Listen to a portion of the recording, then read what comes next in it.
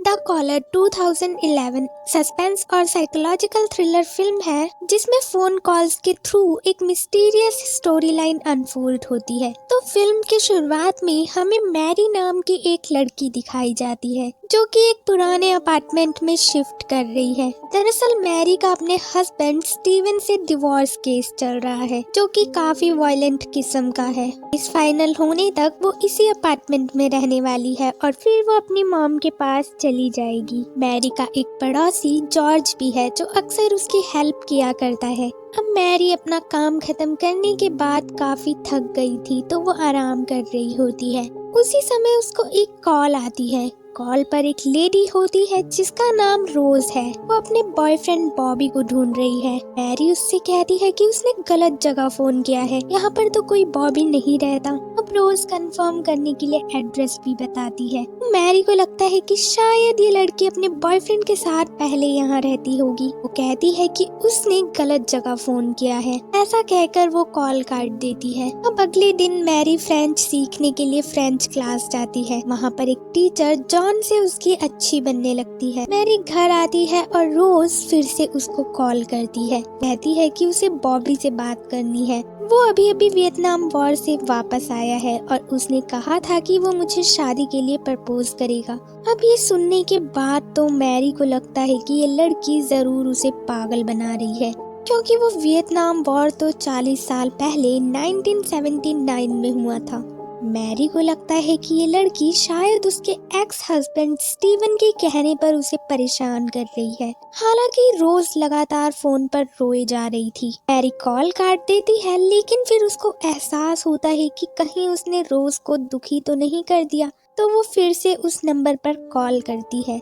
लेकिन वो पाती है कि वो नंबर कई सालों से बंद पड़ा है। मैरी इस बात पर ज्यादा ध्यान नहीं देती क्योंकि उसे लगता है कि ये जरूर स्टीवन ही कर रहा है। लेकिन रोज मैरी को फिर से कॉल करती है और कहती है कि आज वो बॉबी के अपार्टमेंट में शिफ्ट हो गई है। ये सुनकर तो मैरी के होश ही उड़ जाते हैं क्योंकि रोज तो इसी अपार्टमेंट की बात कर रही थी जहाँ अभी मैरी रह रही है। लेकिन आखिर ऐसा कैसे हो सकता है? मैरी के पूछने पर रोज इस अपार्टमेंट की एक निशानी भी बताती है और कहती है कि उसने अभी अभी किचन की दीवार पर एक फ्लावर बनाया है। मैरी चेक करती है तो वहाँ पर सच में एक फ्लावर बना हुआ था। मैरी काफी घबरा जाती है और रोज से पूछती है कि आज क्या डेट है, जिस पर रोज बताती है कि आज 4 सितंबर 1979 है। अब तो मैरी सब कुछ समझ जाती है कि रोज साल 1979 में अपने बॉयफ्रेंड बॉबी के साथ इसी अपार्टमेंट में रह रही है और स्पेस टाइम में आई गड़बड़ी से रोज का फोन किसी तरह मैरी के फोन से कनेक्ट हो गया है। दूसरी तरफ रोज भी इस बात को पूरी तरह से समझ चुकी थी। अब दोनों अकेली थी तो डेली एक दूसरे से फोन पर बातें कर लिया करती थी। जहां मैरी का डिवोर्स स्टीवन से चल रहा था, वहीं दूसरी और बॉबी भी रोज को चीट कर रहा था और उसको मारा भी करता था। इसलिए मैरी रोज से कहती है कि तुम्हें उसे छोड़ देना चाहिए, लेकिन रोज कहती है कि वो ऐसा नहीं कर सकती। वो ये भी बताती है कि बॉबी बार बार कहता है कि वो बदल जाएगा, लेकिन ऐसा कभी नहीं होता। ऐसे ही बातों बातों में मैरी भी रोज से कह देती है कि फिर तो तुम्हें उसे मार ही देना चाहिए। अब जब अगली सुबह मैरी सोकर उठती है तो वो देखती है कि रातों रात उसके किचन में एक दीवार बन गई है, क्योंकि पहले वहाँ पर नहीं थी। तो फिर ये दीवार यहाँ कैसे आई? मैरी ये सोच ही रही होती है कि तभी उसी समय रोज की कॉल उसको आती है। रोज बताती है कि जैसा कि मैरी ने कहा था, रोज ने अपने बॉयफ्रेंड बॉबी को मार दिया है और फिर उसकी बॉडी को किचन में छुपाकर वहाँ एक दीवार बना दी है ताकि किसी को भी इस बारे में पता ना चले और सबको लगे कि बॉबी किसी और के साथ भाग गया है। ये बात सुनकर मैरी तो हैरान ही रह जाती है क्योंकि उसने तो बस गुस्से में ऐसा कहा था कि रोज, जो कि अब साइको हो चुकी है, उसने सच में बॉबी को मार दिया और फिर दीवार के पीछे छिपा दिया। मैरी अब ये समझ चुकी थी कि रोज पास्ट से प्रेजेंट को बदल सकती है। यानी पहले वो दीवार वहाँ नहीं थी, लेकिन क्योंकि रोज ने 1979 में उसको बनाया तो वो यहाँ प्रेजेंट टाइम में भी आ गई। मैरी डर जाती है और तुरंत कॉल काट देती है। इसके बाद वो फोन की केबल भी निकाल देती है ताकि रोज उसे कभी भी कॉल ना कर सके। मैरी किचन के दरवाजे को अच्छे से बंद कर देती है क्योंकि अब वो जानती है कि वहाँ पर 40 साल पुरानी डेड बॉडी है। मैरी ये सब कुछ भूलकर फिर से अपनी फ्रेंच क्लास ज्वाइन कर लेती है, जहाँ वो जॉन को पसंद करने लगती है। वो दोनों साथ में घूमते हैं और फिर जॉन मैरी को अपने पेरेंट्स से मिलाने ले जाता है। मैरी अब जॉन के साथ काफी खुश है, लेकिन इस रिलेशनशिप के बारे में उसके एक्स हस्बैंड स्टीवन को भी पता चल जाता है और वो मैरी को परेशान करने लगता है। अब एक दिन मैरी का एसी खराब हो जाता है और उसका फोन भी काम नहीं कर रहा था, तो उसे उसी लैंडलाइन फोन में केबल लगानी पड़ती है और केबल लगाते ही रोज की कॉल आती है। वो मैरी पर चिल्लाने लगती है और कहती है कि अब तुम जानबूझकर मुझसे बात क्यों नहीं कर रही हो। रोज ये भी बताती है कि उसने 1979 में मैरी, जो कि अभी बच्ची है, उसे और उसकी मॉम को ढूंढ लिया है। वो दोनों चर्च के बाहर फोटोज ले रहे थे। रोज ये भी कहती है कि अगर तुम्हें यकीन नहीं होता तो अपने बचपन की फोटोज को दोबारा से देख लो। मैरी कॉल काट देती है और फोटोज देखने लगती है। हाँ, वो अपने और अपनी मॉम के पीछे एक लेडी को खड़ा हुआ देखती है। वो लेडी उन्हीं को घूर रही थी। मैरी समझ जाती है कि ये रोज ही है, जो साल 1979 में उनका पीछा कर रही है, और अगर वो उन्हें उस वक्त में चोट पहुंचाएगी तो आज की रियलिटी भी बदल जाएगी। अब मैरी अपने पड़ोसी जॉर्ज के पास जाती है, क्योंकि कई सालों से इसी जगह पर रह रहा है। वो पूछती है कि मेरे अपार्टमेंट में 1979 में कौन रहता था, जिस पर जॉर्ज बताता है कि रोज नाम की एक लड़की, उसका बॉयफ्रेंड भी एक दिन गायब हो गया था। वो बहुत ज्यादा दुखी रहा करती थी और एक दिन उसने सुसाइड कर लिया। अब मैरी ये सारी बातें जाकर जॉन को बताती है, लेकिन वो उसकी बातों पर विश्वास नहीं करता। आखिर कोई कैसे इन बातों पर विश्वास कर सकता है। वो कहता है कि जरूर स्टीवन ही ऐसा कर रहा होगा, लेकिन मैरी उसे समझाती है तो जॉन कहता है कि शायद रोज जब पास्ट में कुछ करती है तो उसका पता सिर्फ मैरी को ही चलता है, क्योंकि उसके फोन पर बात करने से ही वो घटना हुई है, जबकि बाकियों के लिए वो घटना पहले से ही हो चुकी है। क्योंकि अगर मैरी के किचन में रातों रात दीवार बन गई तो इसका पता सिर्फ मैरी को ही चला, बाकियों के लिए तो वो दीवार पहले से ही वहाँ पर थी।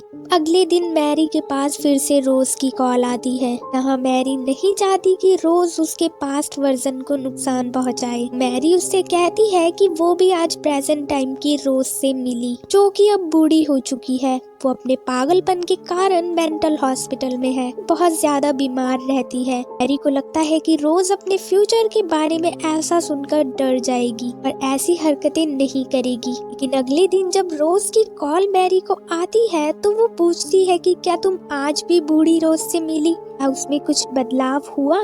लेकिन मैरी के पास तो इसका कोई भी जवाब नहीं था, क्योंकि वो तो कभी बूढ़ी रोज से मिली ही नहीं। उसने तो झूठ कहा था।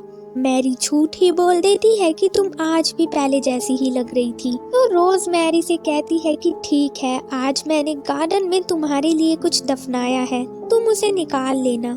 मैरी रात में जल्दी से जाकर गार्डन में गड्ढा खोदती है, जहां उसे एक बॉटल और एक लेटर मिलता है। उस बॉटल में एक कटी हुई उंगली थी और लेटर में लिखा था कि रोज ने ये देखने के लिए अपनी उंगली काट दी कि मैरी सच बोल रही है या नहीं। लेकिन क्योंकि मैरी ने कहा कि प्रेजेंट टाइम में बूढ़ी रोज में कुछ भी नहीं बदला, तो रोज को पता चल गया कि मैरी झूठ बोल रही थी। अब मैरी ये कटी हुई उंगली देखकर बहुत डर जाती है और जॉन को अपने घर बुला लेती है। जॉन को भी ये देखकर मैरी की बातों पर विश्वास हो जाता है। रोज की कॉल फिर से आती है और इस बार जॉन कॉल उठाता है। रोज जॉन से कहती है कि वो 1979 में उसके पेरेंट्स को जानती है। जॉन कहता है कि तुम्हें यहाँ कॉल करना बंद कर देना चाहिए, और अब रोज भी समझ जाती है कि जॉन और मैरी रिलेशनशिप में है।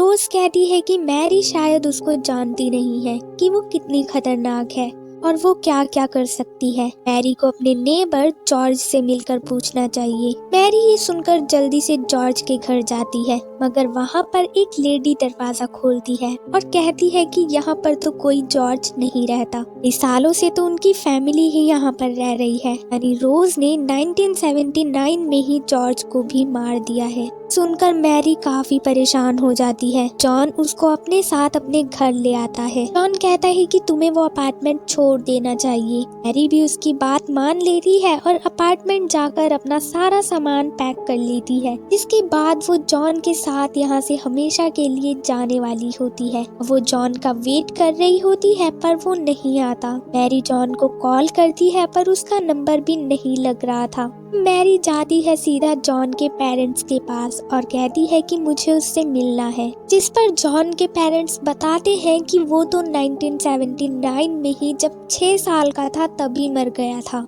इसके बाद भी उन्हें जॉन की बॉडी कभी नहीं मिली। मैरी ये देखकर शॉक हो जाती है कि रोज ने उससे बदला लेने के लिए जॉन के पास्ट वर्जन को भी मार डाला। मैरी सीधा अपने अपार्टमेंट जाती है और किचन की दीवार को तोड़ देती है। यहाँ पर उसे रोज के बॉयफ्रेंड बॉबी, जॉर्ज और जॉन की डेड बॉडी मिलती है। इन्हें रोज ने 1979 में ही मार दिया है। इस सब के बाद तो मैरी बिल्कुल टूट ही गई थी और रोज है कि अभी भी उसको कॉल किए जा रही थी। इस बार वो एक छोटी बच्ची की बात मैरी से करवाती है और यहाँ मैरी उस बच्ची की आवाज सुनकर हैरान रह जाती है, क्योंकि ये और कोई नहीं बल्कि ये आवाज 1979 वाली छोटी मैरी की थी, जिसको रोज ने किडनैप कर लिया है। यहाँ रोज मैरी को वार्निंग देती है और उबलता हुआ पानी छोटी मैरी के ऊपर डाल देती है। इससे फिर से प्रेजेंट बदलने लगता है और मैरी देखती है कि उसकी पूरी बॉडी पर जलने के निशान बनने लगे हैं। मैरी रोज से कहती है कि वो उसके पास्ट वर्जन को चोट ना पहुंचाए, वो उसकी हर बात मानेगी। अब तो मैरी रोज से बहुत ज्यादा परेशान हो चुकी थी, तो वो एक प्लान बनाती है और रोज से कहती है कि कल उसका बर्थडे है। 1979 में जब उसका बर्थडे था तो क्लब में एक पार्टी थी, लेकिन कोई भी वहाँ पर नहीं आया था और वो बहुत दुखी हुई थी, तो तुम वहाँ आ जाना। रोज भी कहती है कि वो जरूर आएगी। दरअसल मैरी ने उसको वहाँ इसलिए भेजा है क्योंकि उसने एक पुराने न्यूज़पेपर से पता लगाया है कि उस दिन क्लब में आग लग गई थी और वहाँ जितने भी लोग थे वो सब मारे गए थे और अब रोज भी वहाँ जाएगी तो वो भी मारी जाएगी। अब सुबह होती है और मैरी को रोज की कॉल नहीं आती, तो वो खुश हो जाती है कि उसका प्लान काम कर गया है। लेकिन तभी अचानक फोन रिंग होता है। मैरी कॉल उठाती है और रोज कहती है कि बस छूटने के कारण वो टाइम पर वहाँ नहीं पहुँच पाई और अब मैरी समझ गई थी कि रोज जरूर उससे बदला लेगी। अब रोज फिर से छोटी मैरी को किडनैप करके ले आई है। मैरी उससे बार बार कहती है कि वो उसके पास्ट वर्जन को चोट ना पहुंचाए, लेकिन अब रोज कहाँ रुकने वाली थी, क्योंकि मैरी ने उसे मारने की कोशिश की थी। रोज मैरी से कहती है कि वो वहाँ आने वाले मेहमान का स्वागत करे, क्योंकि कोई और नहीं बल्कि बूढ़ी रोज ही थी। वो प्रेजेंट टाइम में मैरी को मारने आ गई है। वो आते ही मैरी पर अटैक कर देती है, यानी अब दोनों समय में मैरी पर अटैक हो रहा है। जहाँ 1979 में रोज छोटी मैरी को मारने जा रही है, वही प्रेजेंट टाइम में बूढ़ी रोज मैरी को मारने वाली है। लेकिन क्योंकि फोन अभी भी चल रहा था, मैरी फोन पर अपने पास्ट वर्जन यानी छोटी मैरी से कहती है कि उसे लड़ना होगा और हिम्मत दिखानी होगी। तो 1979 में मैरी एक कांच के टुकड़ा लेकर रोज पर अटैक करने लगती है। प्रेजेंट टाइम में बूढ़ी रोज मैरी को मारने ही वाली थी, लेकिन तभी अचानक वो गायब हो जाती है, यानी छोटी मैरी ने 1979 में ही रोज को मार दिया है, जिससे अब रियलिटी पूरी तरह से बदल चुकी है। लेकिन क्योंकि 1979 में मैरी एक छोटी बच्ची थी, उसने रोज को तो मार दिया और जिंदा भी बच गई, और इसका उसके दिमाग पर गहरा असर हुआ और उसने अपनी बाकी की लाइफ उसी साय में बिताई और अब धीरे धीरे प्रेजेंट टाइम में वो भी साइको बन चुकी है। मूवी के एंड में दिखाया जाता है कि स्टीवन फिर से मैरी के घर उसे परेशान करने आया है, लेकिन इस बार मैरी उसे मार डालती है और उसी दीवार में छिपा देती है जहां पास्ट में रोज ने 3 बॉडीज को छुपाया था। इसी के साथ ये मूवी यहीं पर एंड हो जाती है।